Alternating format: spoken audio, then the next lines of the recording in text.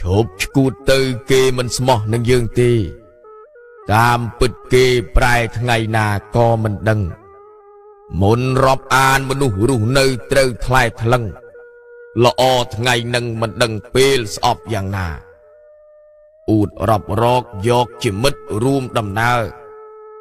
ពេលដែលដើរគេងប្រយោជន៍គ្រប់កិច្ចការលាក់បំពួនក្បត់ពីក្រោយរួយដងសាកុំផ្ដាសាជឿនរណាជាងខ្លួនឯងនេះជីវិតជួបច្រើនមនុស្សរស់ខុសគ្នាល្វីងផ្អែមល្វាល្មុតឬស្វាយមិនហ៊ានថ្លែងឃើញដំបងពណ៌លឿងទុំកុំវង្វេង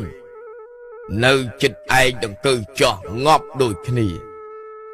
ឮក្រអូបកំតាន់ស្រូបចង់ស្រង់ក្លិនជួនក្លិននឹងវាមានពឹសមកនឹងគ្នាស្រូបទៅស្រួលបានមួយផ្លេតវេទនាចងកម្មពៀឲ្យរងទុករកសុខគ្មានឃើញកំរងចប់កគេកំចង់ពាក់ជួនអន្ទាក់ទាញឯងធ្លាក់ពីវិមានធ្វើជាមនុស្សរស់ឲ្យសុខគំរុករៀនវាមិនមានសុខណាយូរលើទុកគេបានចំនួនជូនគេហែបំពេញមុខកុំថាសុខក្រែងវាទុកទៅវិញទេសគេថ្លែងសំដែងមកឲ្យឯងរេតាមតែគេងាប់តែឯងច្បាស់មិនខាននេះពាក្យពិតចេញពីចិត្តលោកមុខខ្មៅជាព្រះចៅអធិការវត្តស្មោងបាន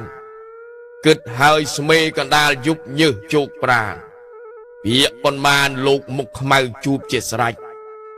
ស្ដាប់ហើយគិតពិនិត្យមុននឹងរាប់មនុស្សណាជាពុះណាជាខ្លាឲ្យសរាច់កុំចេះតែរាប់មិនមើលចោលឆ្អឹងសាច់គូណាផ្ដាច់កាច់ឲ្យហើយបើដឹងកិច្ចនិពន្ធនឹងអានដោយដេចគុណមុខខ្មៅ